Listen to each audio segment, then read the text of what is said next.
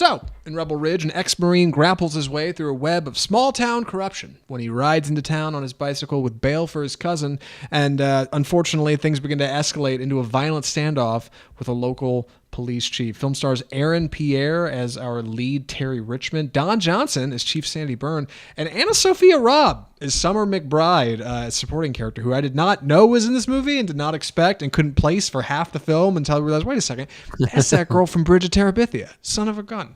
Rebel Ridge has been making the rounds on Netflix this week. To big acclaim, I think people have been surprised at how good it is, and that's because it's from director and writer Jeremy Saulnier, who directed Green Room, right? A film we covered I think we covered Green Room on this show. And was delightful, a bottle thriller, right? Like dark and twisted, but fun, small town, unique. And now Rebel Ridge is his first film in a few years, and it's got a lot of that same energy, inspired by something like Rambo and First Blood. It is a unique story of two forces meeting against one another, using the judicial system as a bit of cannon fodder between the two of them. It's exciting, it's bloody, it's unique. Rebel Ridge is a surprisingly good time. Andy, what'd you think? Yeah, I was surprised about this too. I had heard some buzz on film Twitter about it, decided to check it out. It has a lot going for it. It's this kind of it has a little bit of like a Hallmark movie setup where you have this small town, there's corruption going on in the police force, and this ex-military guy is ends up crossing swords with them, taking on the little guy, taking on the corrupt police force. It's a story we've seen a ton of times. It's handled a lot differently. It's got a lot of thriller elements. It has action sequences, but it's not overly concerned with them. We have good situation development, character development. It's a little bit too long. It overstays its welcome, but it hits more than it misses. Yeah, I was really impressed by Rebel Ridge. We were kind of looking for something else to watch in the pod, and we needed something to fill in, a streamer. And Andy mentioned it just about a week ago. Like, hey, this movie's been kind of been blowing up on Twitter, Rebel Ridge. Like, you want to check it out? And I said, oh, yeah, I've heard about that. Yeah, we should watch that. I'm really pleased we did. Every once in a while, a streamer puts out a film that you don't really hear anything about that actually turns out to be really solid. This is one of those. Rebel Ridge is a good time. Though, admittedly, like Andy said, bit long in the middle. I didn't really expect, but an explosive opening act, which I'm looking forward to talking about. Terry, right, ex-Marine, rides into town on his motorcycle. Within the first couple minutes of the film, he is immediately apprehended by police and has his belongings taken from him, and he's arrested. It's a very, very quick start, much faster than First Blood, starring Stallone back in the day. These two cops are kind of up to no good and explain that we're keeping your cash because we think it might be in connection with drug paraphernalia. He's quite upset. He rides to the courthouse to try to get it sorted out. They tell him we can't really help you. He goes back to the police station. They kind of get into it. That's functionally your first act. It is very quick and very exciting, and it's got a lot of action and a lot of tension, and all of this is held down by Aaron Pierre, star of the film. We have seen him previously in one other film on this podcast, Old. He plays mid-sized sedan in Old, the M. Night Shyamalan feature. I can't believe it. I couldn't place him watching the movie, but let me tell you, Pierre is excellent in this movie. Instant star material. I've seen people talk about them casting him for what's his name? One of the Green Lanterns in that HBO show after seeing him in this movie. He's stern, he's serious. He manages to have this level of like bubbling rage under this controlled expression throughout nearly the entire film. He's physical when he needs to be. He can attack, he can defend, and most uniquely, he can hold a position of power while seeming and appearing to be relaxed, which tells the other people in the scene around him to also be relaxed. When he is holding up, let's say, a police station in the film, everybody seems to be cool and non-aggressive, even though he is very obviously the one in control. The film's tagline, "Their laws, his rules," uniquely applies to the characters of Rebel Ridge because Terry, played by Aaron Pierre, is stellar. Also plays opposite Don Johnson, who is the police chief, who we most recently saw in Knives Out. Don Johnson is a ton of fun as this kind of not so straight-laced police chief who might have a little something going on, more than meets the eye that maybe people don't want to know about.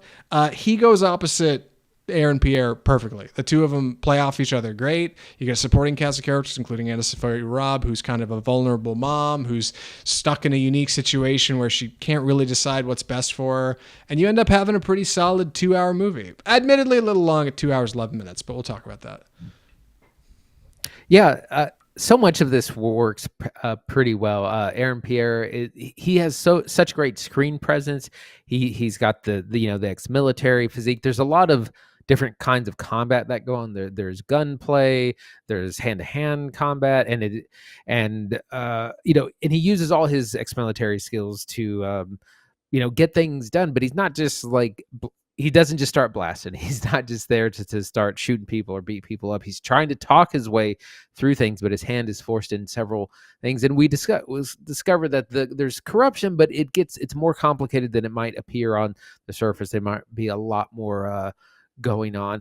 It gets a little convoluted plot wise as far as Aaron Pierre's character.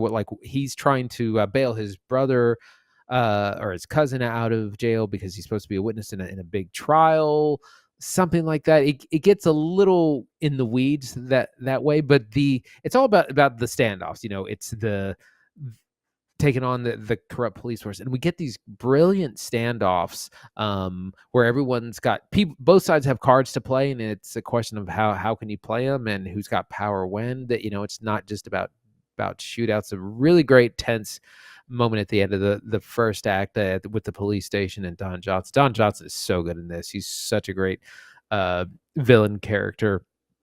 So it's got a lot going for it, and I think the casting is real strong. It does have that, like, whenever I see a good movie on Netflix, I just wish it had been made by a better studio, because it does feel very small.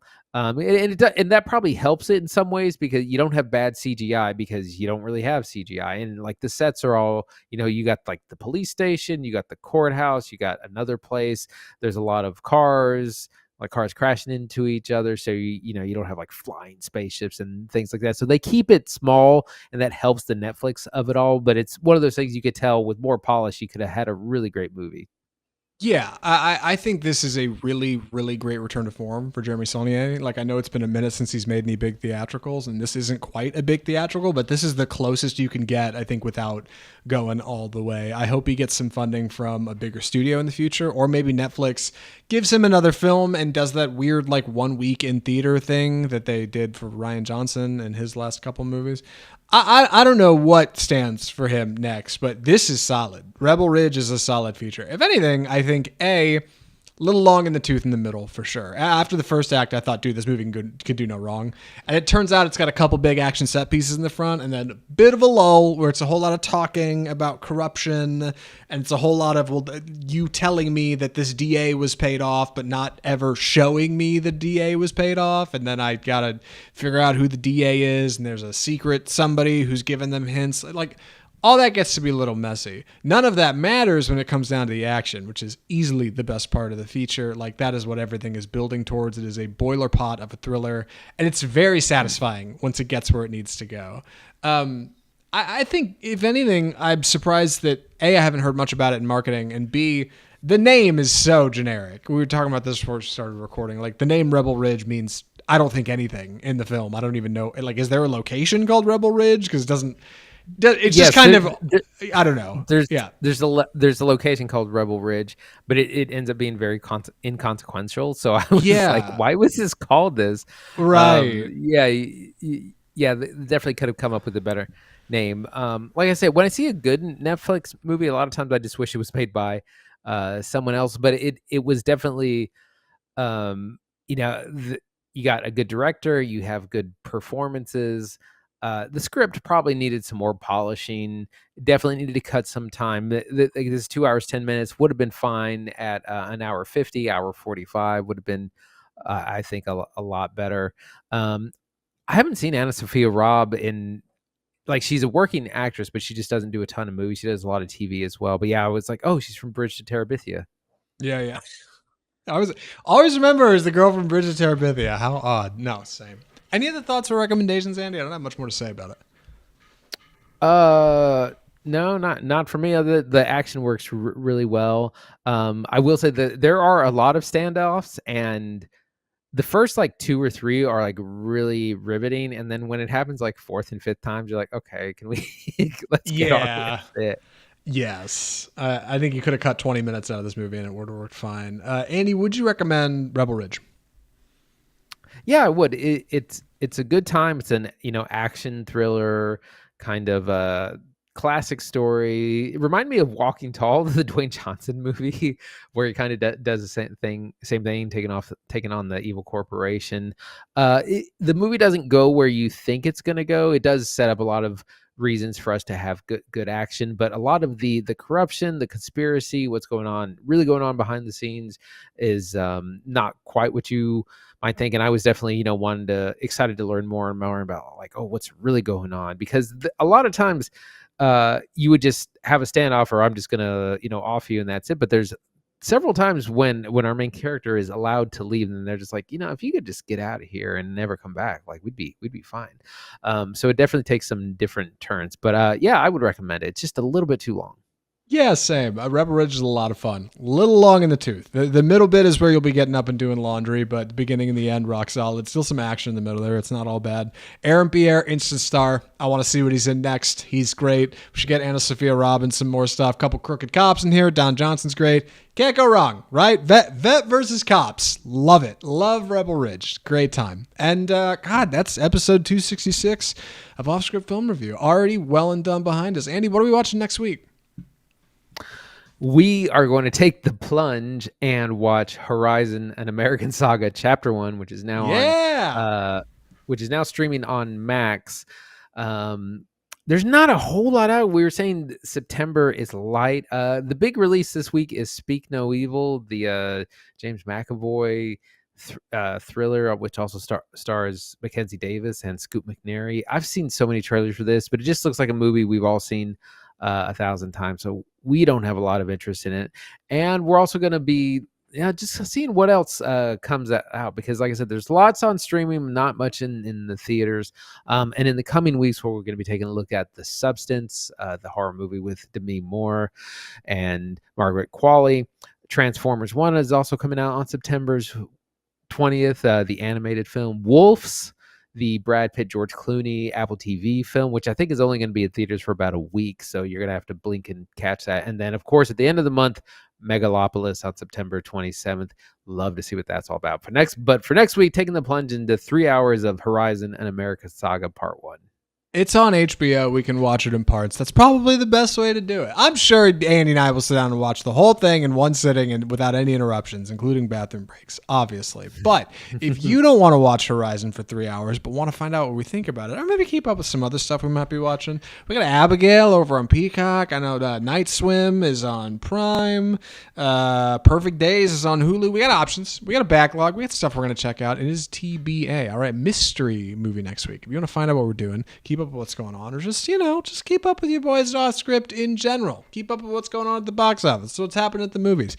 Best way to do that is to subscribe to the show on your favorite platform of choice, right? Whether you're an audio listener on iTunes, Spotify, Google Play, iHeartMedia. If you're over on YouTube, checking out the video. If you're seeing our clips in YouTube Shorts or on Instagram, you can follow us in all those usual places. We're on Twitter, Facebook, and we got a TikTok page somewhere, I think. All the usual social media stuff, we're available there. You can find our website, offscriptfilmreview.com, and you can mail us correspondence directly at mail@offscriptfilmreview.com. Email us, let us know what you think of the movies, let us know what you think's going on, and if it's good stuff, we'll read your correspondence live on the air. Woo! I say live as if this is a live show and isn't pre-recorded. It is. If you're hearing this, it's pre-recorded. But we're excited you're here, and we're glad you listened, so thanks for hanging out with us. We'll be back next week with more. I think Wednesday next week, because I'm a little tied down Tuesday. So Wednesday the 18th, Off Script episode 267, Horizon coming hot to you. And that's episode 266 of Off Script Film Review. From all of us at Off Script, the home of bold cinema, I'm Zach Lewis.